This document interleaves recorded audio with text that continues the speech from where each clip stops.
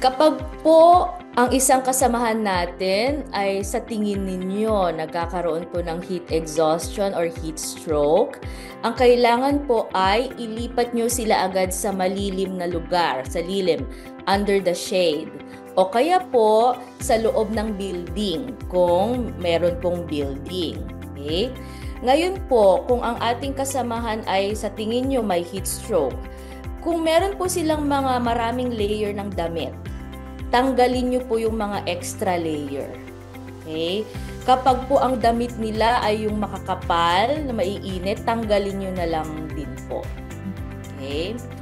At tapos po, maglagay kayo ng mga cold compress. So yung basain nyo yung tuwalya, ilagay nyo po sa leeg, sa kilikili, at sa singit.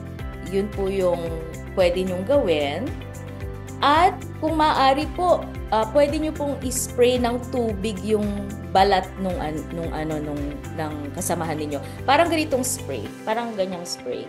Ganyan. Na may lamang tubig. Mag-spray kayo at paypayan ninyo or pahanginan ng electric fan.